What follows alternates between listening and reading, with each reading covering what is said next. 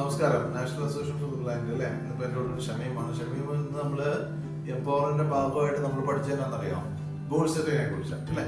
അപ്പം goal setting ലൈഫിൽ വേണ്ടേ ഷമീം? തീർച്ചയായിട്ടും നമ്മുടെ ലൈഫിൽ വേണ്ടുള്ള ഒരു കാര്യമാണ് ഗോൾ സെറ്റിംഗ്.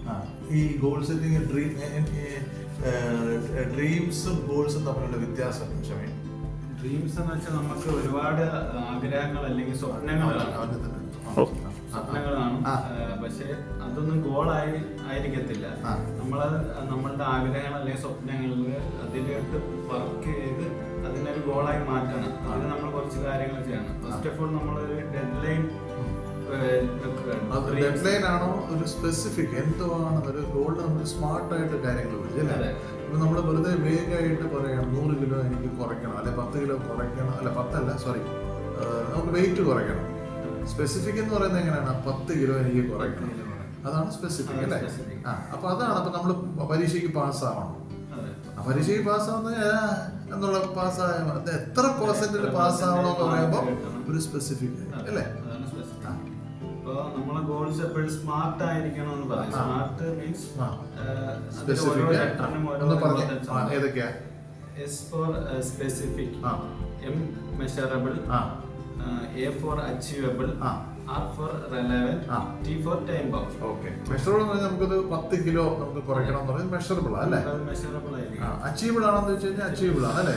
ഇപ്പൊ ഞാനിപ്പോ പെട്ടെന്ന് ഷമീമിനോട് പറയാ ഇതാണ്ട് ഈ കയറിയിട്ട് ചന്ദ്രനിൽ പോകാൻ പറഞ്ഞാൽ അച്ചീവബിൾ ആണോ? അത് നടക്കത്തില്ല അല്ലേ? അത് റിലവന്റ് ആണോ? അതുമല്ല.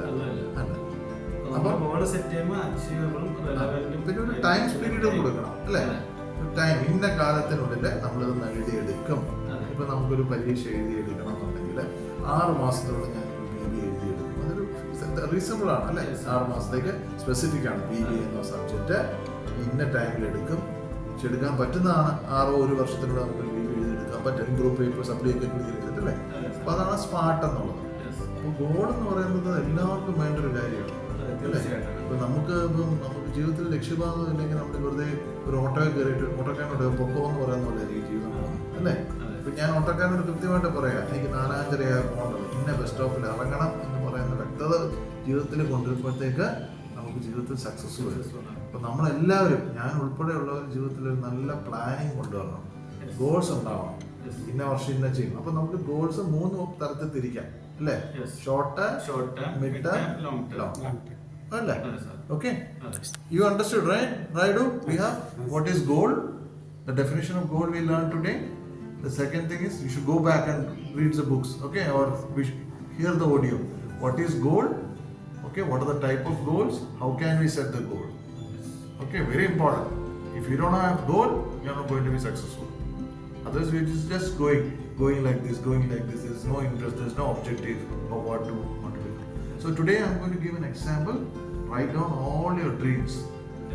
Okay? Yes. From that, what do? You filter out the relevant things. Smart. We check the smart.